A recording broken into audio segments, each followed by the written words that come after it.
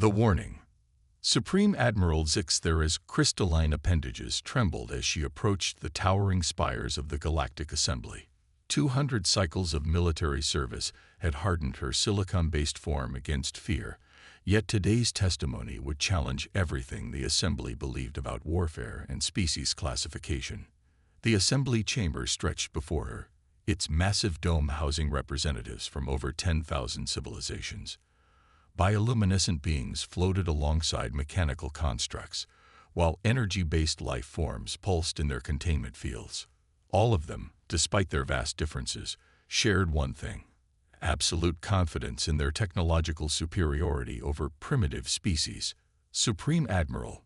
First Speaker Kloth's voice resonated through the chamber, their gaseous form swirling with authority. You request an emergency session to discuss the classification of species designation 7249B, commonly known as humans. The Assembly's preliminary reports suggest they are a Level 2 civilization, barely capable of rudimentary space travel. Why do you dispute this assessment? Zixthera activated the central hologram, projecting the image of a devastated warship, her warship, the pride of the collective's fleet. Because, honored speaker, I lost an entire battle group to these primitives in what should have been a routine resource acquisition mission. Murmurs rippled through the Assembly. A Level 2 civilization defeating a collective battle group was unprecedented, impossible by all known metrics. We detected their colony on Proxima B. Zixthera continued, her voice steady despite the shame of defeat. Standard procedure: establish dominance, demonstrate superior firepower, negotiate resource rights. We had done it 1,000 times before. The hologram shifted to display tactical readings from the battle. Their defenses were negligible: a few orbital platforms, minimal planetary shields. We expected immediate surrender. She paused, her crystalline structure dimming slightly. We were wrong. The humans had something we'd never encountered before: unpredictability. When we disabled their primary defense grid, they didn't surrender. Instead, they turned their civilian vessels into weapons, ramming our ships at velocities that violated their own safety protocols. They transformed mining equipment into makeshift mass drivers, launching debris at our fleet with devastating precision. Another hologram appeared, showing human soldiers in what appeared to be primitive protective suits. Their ground forces were even more perplexing. Our scanners classified their armor as ineffective, their weapons as crude. Yet they adapted faster than our combat algorithms could process. They studied our shield frequencies and developed countermeasures within hours, using technology that shouldn't have been capable of such rapid evolution. First Speaker Kloth's form condensed, a sign of deep concern. You speak of impossibilities. Admiral, no Level 2 civilization has ever. With respect, First Speaker, Zixthera interrupted, her crystalline form flashing with urgency. Our classification system is flawed. We measure advancement through technological progression, assuming all species follow the same linear path. Humans don't. They think differently. They fight differently. She projected a final image: a human command center, seemingly primitive compared to collective standards, yet staffed by beings whose expressions showed an intensity that made several Assembly members recoil. They possess a quality I've termed tactical creativity. When we jammed their communications, they developed a system of light signals within hours. When we targeted their power plants, they had already established backup systems in underground bunkers. Every standard tactic we employed was met with 3 or 4 countermeasures that shouldn't have been possible with their technology level. But most crucially, she continued, her voice dropping to a resonant hum, they display a characteristic I've never seen in any other species. They become more effective under pressure. While most beings retreat from superior force, humans seem to draw strength from disadvantage. The more we overwhelmed them, the more innovative their responses became. A representative from the mechanical consensus spoke up, their metallic voice skeptical. This defies logical analysis. No species can improve combat efficiency when facing superior forces. It contradicts basic survival imperatives. Exactly, Zixthera responded. They defy our understanding of what's possible. I lost 60% of my fleet not to superior technology, but to solutions that our tactical computers dismissed as irrational until they succeeded. The humans turned their own atmospheric entry vehicles into orbital weapons, knowing the pilots couldn't survive. They deliberately detonated their own facilities to create debris fields that damaged our sensors. The assembly chamber fell silent as the implications sank in. First Speaker Cloth's gaseous form swirled thoughtfully. What are you suggesting, Admiral? I am suggesting, honored Speaker, that we fundamentally reassess our approach to human civilization. They are not primitive. They are different. Their technology may be less advanced, but their ability to adapt and overcome makes them more dangerous than any level 4 civilization we've encountered. She displayed one final image, the aftermath of the battle, showing the remains of her once proud fleets scattered across Proxima B's orbit. This was not a defeat by superior technology. This was a defeat by a species that refuses to acknowledge the impossible. They don't simply fight. They evolve during combat. And most importantly, they unite in ways we've never seen, setting aside all internal conflicts when faced with an external threat. If we continue our standard expansion protocols against Earth and its colonies, we risk provoking a response that could reshape the power structure of this entire sector. The humans don't just want to survive our encounters. They want to understand, replicate, and improve upon everything they encounter. Every engagement leaves them stronger, more knowledgeable, and more capable. The assembly chamber erupted in concerned discussion. First Speaker Cloth raised all 4 of their vapor tentacles for silence. Your recommendation, Admiral. Zixthera's crystalline form pulsed with conviction. Reclassify them immediately. Establish diplomatic contact through peaceful channels only. And most importantly, share this warning with every spacefaring civilization in the assembly. Never treat humans as primitives, never underestimate their capacity for adaptation, and never, under any circumstances, force them into a position where victory seems impossible. Because that's when they're most dangerous. The assembly descended into chaos as representatives debated the implications, but Zixthera stood firm, knowing she had done her duty. She had survived humanity's fury, and if the assembly was wise, they would heed her warning. Because somewhere out there, humanity was already learning, adapting, and preparing for their next encounter with the cosmos. The first contact incident. 8 solar cycles earlier, the Proxima B incident began like any other expansion mission. Supreme Admiral Zixthera's battle group emerged from hyperspace in perfect formation, their crystalline ships gleaming against the red dwarf's light. The human colony below appeared insignificant, a cluster of domed structures and orbital platforms that their scans classified as barely worthy of notice. Tactical analysis complete. Supreme Admiral, her second-in-command, Commander Vexthor, reported. Their most advanced weapons are chemical propellant-based. Defensive capabilities limited to basic kinetic shields. Recommended course, standard intimidation protocol. Zixthera remembered feeling almost disappointed. Another simple acquisition mission. She had hoped for something more interesting in this unexplored sector. Proceed with the display. Target their largest orbital platform. Minimal damage, maximum visibility. The flagship's primary cannon charge, its crystalline matrix humming with enough power to vaporize a small moon. They expected the humans to react like every other Level 2 civilization, with awe, fear, and immediate capitulation. The beam lanced out, perfectly calibrated to clip the orbital platform's outer ring. A warning shot, by collective standards. But what happened next shattered every tactical prediction their computers had generated. Instead of powering down their defenses in surrender, the humans initiated what appeared to be a pre-planned protocol. Within moments, their orbital platforms began ejecting hundreds of small objects. The collective sensors initially classified them as debris, not even worth tracking. Supreme Admiral, Vexthor's crystalline form flickered in alarm. The objects, they're accelerating. Trajectory analysis indicates. The first wave of debris slammed into the fleet's outer shields.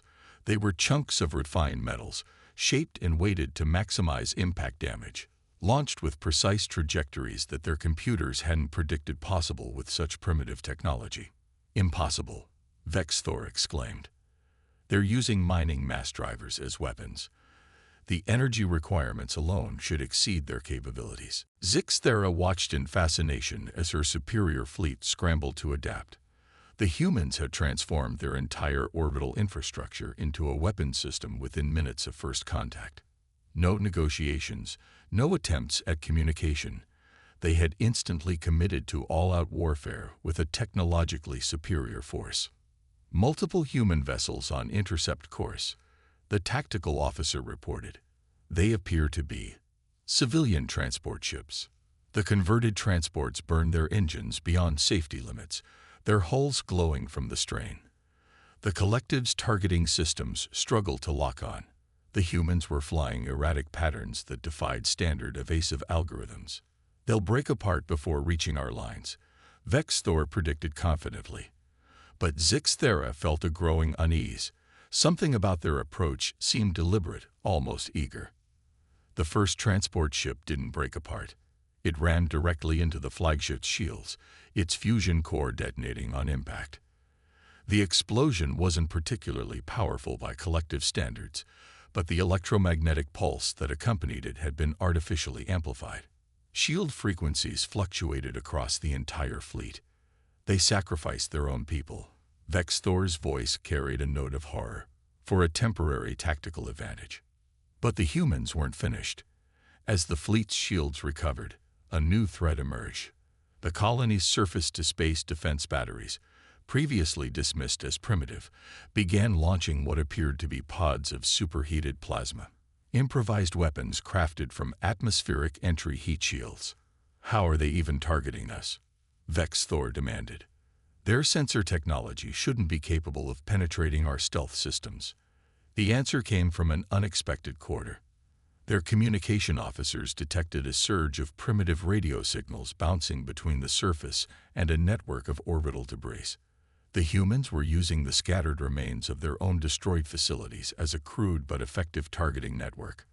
Launch interceptors, Zixthera ordered, her tactical mind beginning to appreciate the elegant brutality of human warfare. Full defensive screen. But the humans had anticipated this too. As the crystalline interceptors deployed, they faced not enemy fighters but clouds of metallic dust, the pulverized remains of the colony's orbital mining operations. The dust clogged engine intakes and abraded sensitive sensor surfaces, rendering the sophisticated craft nearly useless. Supreme Admiral. Her science officer's voice carried an edge of panic. We're detecting unusual activity in their ground facilities. They appear to be overloading their fusion reactors. Zixthera's tactical computers finally recognized the pattern, but too late.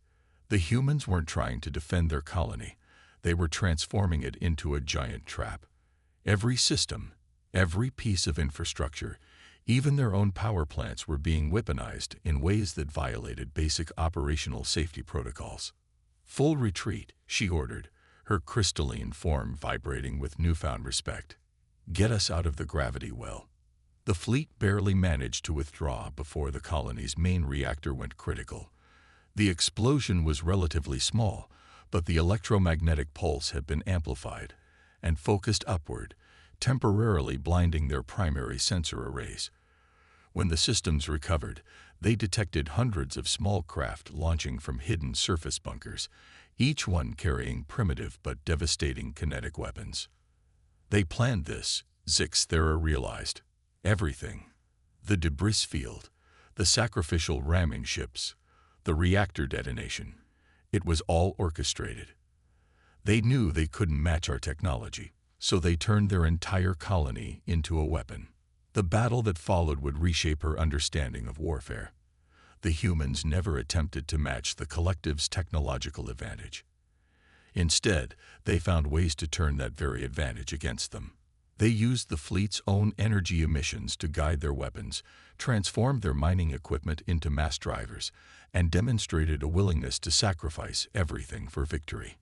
By the time Zixthera ordered a full withdrawal, her fleet had been decimated not by superior technology, but by an enemy that simply refused to fight according to any rational rules of engagement. The humans had taken everything she thought she knew about warfare and turned it inside out. As her damaged flagship limped away from Proxima B, she received one final transmission from the surface, a simple text message in basic galactic standard. "Next time, try asking nicely." The message was followed by detailed scans of her fleet's weaknesses, collected during the battle. The humans hadn't just fought them, they had studied them, already preparing for future encounters. It was at that moment that Zixthera realized the true danger humanity posed to the galaxy. They didn't just want to survive. They wanted to learn, adapt, and overcome. The adaptive enemy. The assembly chamber grew tense as Zixthera projected her next series of battle records. The images showed human soldiers moving through the wreckage of downed collective ships, their primitive tools somehow bypassing advanced security systems. "What you're witnessing," she explained, "is perhaps the most disturbing aspect of human warfare. Their ability to learn and adapt during combat. Within hours of our first engagement, they had not only analyzed our shield frequencies, but had also developed countermeasures using their existing technology." The hologram shifted to show a human engineer dismantling a crystalline power core. The being's movements were precise, almost reverent, despite wearing what the collective considered inadequate protective gear. This human spent less than 30 minutes examining our technology before understanding its basic principles. Watch what happens next. The footage advanced, showing the same engineer leading a team that had modified their mining lasers to match the resonance frequency of collective shields. What should have been harmless industrial equipment was now capable of penetrating the most advanced defensive systems in the galaxy. "They don't just copy technology," Zixthera continued. "They improve upon it, adapt it to their needs, often finding applications we never considered." One human scientist described it as aggressive reverse engineering. But it's more than that. It's as if their entire species is engineered for rapid technological adaptation. The scene changed to a ground battle. Human soldiers were using salvaged pieces of crystalline hull plating as improvised armor, somehow understanding that the material's natural resonance could deflect energy weapons. They had discovered this weakness in the midst of combat, without any prior knowledge of collective technology. "Their learning curve defies all known models of species development," she explained. "Most civilizations take generations to fully understand and implement new technologies. Humans do it in days, sometimes hours. And they share information at a rate that suggests some form of collective intelligence, though our scans detected no such network." First speaker, Gloth's gaseous form, swirled with concern. "You speak of technological adaptation, but surely their biology remains constant." Zixthera's crystalline structure dimmed slightly. "That's another misconception. Humans adapt biologically as well. When we deployed sonic weapons designed to incapacitate carbon-based life forms, they adjusted their own auditory responses through what they called conditioning. Soldiers would voluntarily expose themselves to increasing sound levels until they could function through the pain." The assembly erupted in shocked whispers. Voluntary biological modification was considered a sign of dangerous instability among most species. Their medical techniques, while primitive by our standards, show an understanding of their own biology that borders on the impossible. We observed humans performing emergency procedures on themselves, modifying their own bodies to continue fighting. One soldier applied a temporary seal to a punctured lung, using nothing but local materials, and continued to coordinate their unit's defense. The hologram displayed a series of human innovations, each more improbable than the last. They had turned atmospheric processors into chemical weapon factories, modified communication arrays into sensor scramblers, and even found ways to use the crystalline remains of destroyed collective ships as improvised power sources. But perhaps most crucially, Zixthera continued, they appear to thrive on solving problems that we would consider insurmountable. When we cut off their supply lines, expecting them to surrender, they develop new ways to recycle and repurpose everything within reach. When we deployed electronic warfare to disable their weapons, they reverted to mechanical systems that couldn't be jammed. A new image appeared, a human command center where officers were studying collective tactical patterns. Their primitive computers were running simulations that somehow predicted fleet movements with uncanny accuracy. They don't just adapt technology and tactics, she explained. They adapt their entire way of thinking. Every defeat teaches them. Every setback makes them stronger. We recorded instances of humans intentionally triggering our weapon systems just to study the response patterns. The Assembly's military advisor, a being of pure energy, pulsed with skepticism. No species would risk certain death merely to gather tactical data. Humans would, Zixthera responded. They have a saying, knowledge is power. They treat information as a resource more valuable than their own lives. Every engagement with them doesn't just risk military defeat. It gives them more data, more understanding, more tools for future conflicts. She displayed final footage showing human engineers successfully activating a salvaged collective weapons system. They had not only repaired it, but had modified it to work with their primitive power sources. This is why traditional military doctrine fails against humans, she concluded. We expect species to fight with what they have. Humans fight with what they can learn, what they can adapt, what they can imagine. Every weapon we use against them eventually becomes their weapon. Every technology we deploy is ultimately turned to their advantage. The assembly chamber fell silent as the implications became clear.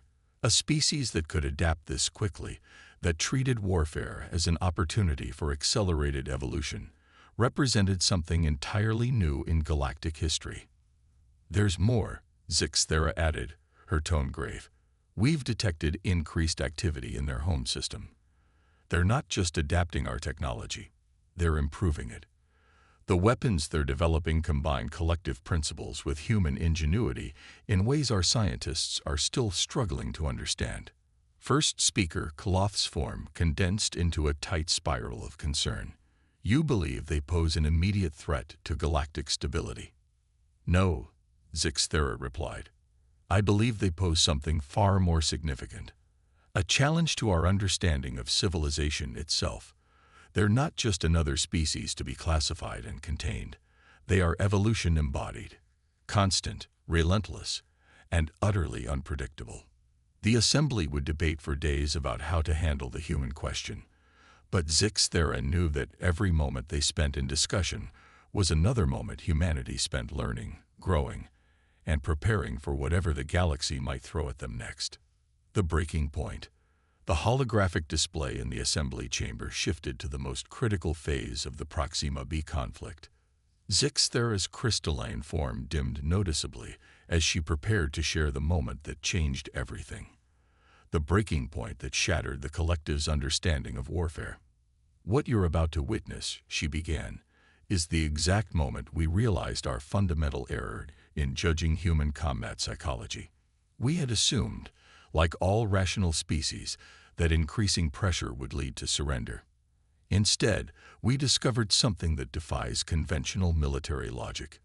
The display showed the colony's main defensive line, already breached in multiple places. The surviving humans had been pushed back to their last stronghold, a reinforced bunker complex that housed their remaining civilians. By all tactical assessments, their situation was hopeless. We issued our final ultimatum, Zixthera continued. Surrender within one orbital cycle or face complete annihilation. Our analysts calculated a 99.98% probability of compliance. No species had ever chosen extinction over submission when faced with such odds. The footage showed her fleet in position, weapons primed, awaiting the inevitable white flag. Instead, they received a transmission. A single human voice, calm and almost amused. So, you've finally given us permission to stop holding back. At first, we didn't understand, Zixthera explained, her voice carrying a tremor of remembered shock. How could a defeated enemy hold back? Their resources were depleted, their defenses crumbling, their population at risk. But then, the hologram showed what happened next. The humans initiated what they later learned was called Protocol Omega, a strategy so desperate it bordered on suicidal. The colony's remaining power plants weren't just overloaded, they were converted into massive electromagnetic pulse generators. The humans had spent weeks modifying them while appearing to fight a conventional defensive war. They had been planning this since the first day, Zixthera revealed. Every retreat was calculated. Every defensive position was chosen not just for tactical advantage, but to draw us into optimal position for their final strike. The assembly watched in stunned silence as the human defenders triggered their trap. The synchronized power plant detonations created an electromagnetic storm that touched every corner of the battlefield.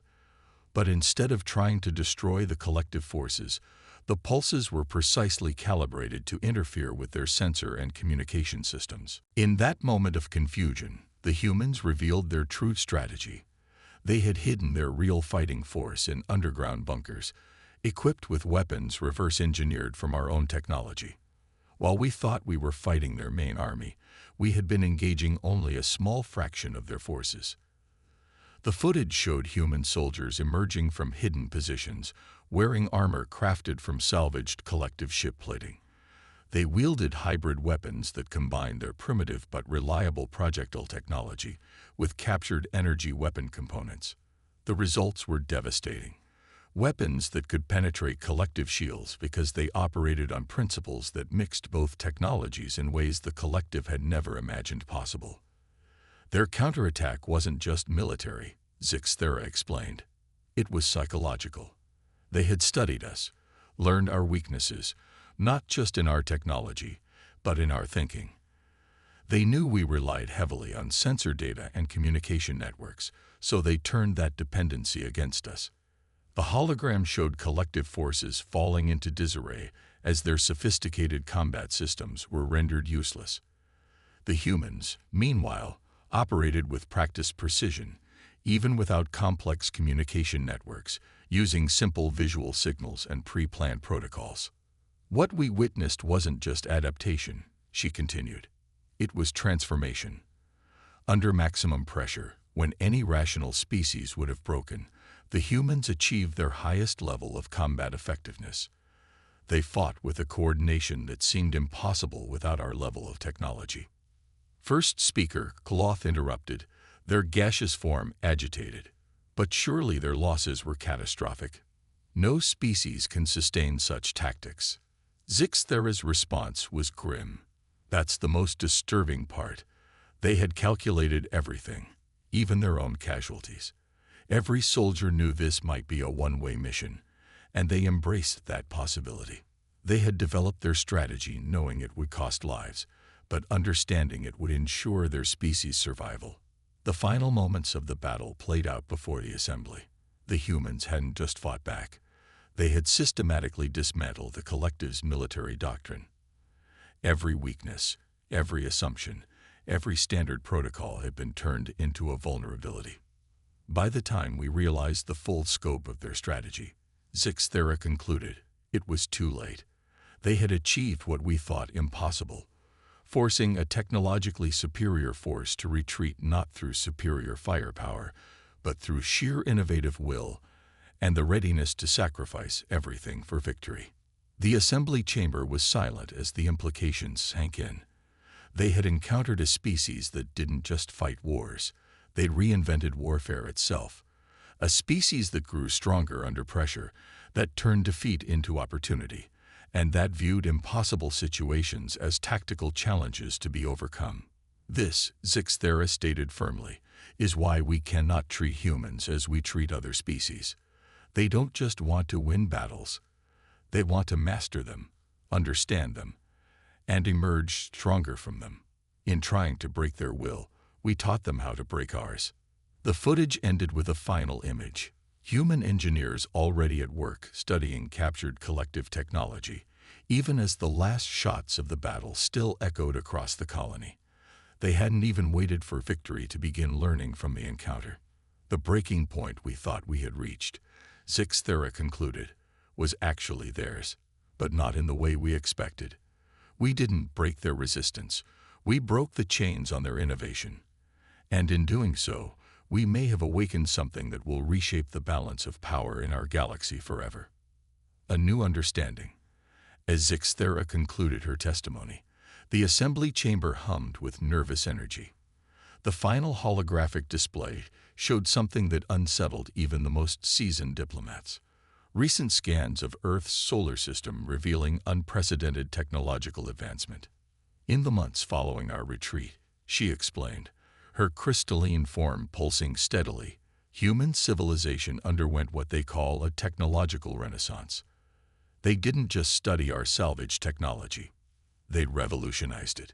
The display showed human ships under construction, vessels that merged collective crystalline principles with Earth engineering in ways that defied conventional physics. Where collective ships were elegant and symmetrical, human designs embraced controlled chaos, incorporating redundancies and innovations that made them unpredictable. They call this process hybrid engineering, Storie continued. Their scientists didn't simply copy our technology. They questioned every assumption behind it. Why does a crystalline matrix need to maintain perfect symmetry? What happens if you introduce controlled imperfections? Questions our engineers never thought to ask in 10,000 years of development. First speaker, Cloth's gaseous form swirled thoughtfully. You suggest they become a major military power? No, Storie replied, her tone grave. I suggest they become something far more significant. Innovators. They don't want to match our technology. They want to transcend it. Look at this. The hologram shifted to show a human research facility. Scientists there had taken damaged pieces of collective shield generators and repurposed them into something entirely new, a hybrid defense system that could adapt to incoming attacks in real time, learning and evolving with each engagement. But the most remarkable transformation wasn't technological, she continued. It was philosophical. The humans took our attack not as a defeat to avenge, but as a challenge to overcome. They saw us not as enemies to destroy, but as unwitting teachers who had shown them new possibilities. The assembly watched as Klitz showed human diplomatic initiatives reaching out to other species, sharing their hybrid technologies and adaptive strategies. They had turned their hard-won knowledge into a form of diplomatic currency, offering innovation in exchange for cooperation. They've established what they call the Adaptive Defense Initiative, Storie explained, a program that combines military readiness with technological innovation and diplomatic outreach. They're not preparing for war. They're preparing to reshape the galaxy's understanding of what's possible. A member of the mechanical consensus spoke up. This violates all known patterns of species development. They should be focused on revenge, on building weapons. That's exactly my point, Storie replied. Humans don't follow patterns. They break them, reshape them, and create new ones.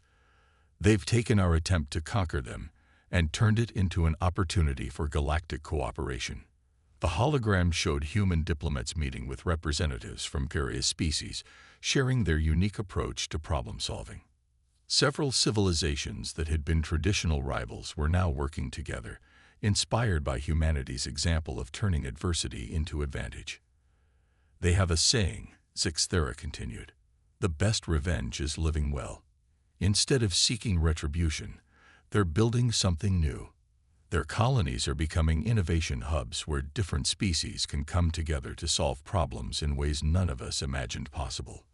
The display showed the transformed Proxima B colony, no longer just a human outpost, but a thriving multicultural center where various species collaborated on new technologies and ideas. The very place that had witnessed humanity's desperate stand was now a symbol of cooperative advancement. This is why I stand before you today, Storie declared, not just to warn you about humanity's martial capabilities, but to help you understand their true potential. They don't want to dominate the galaxy.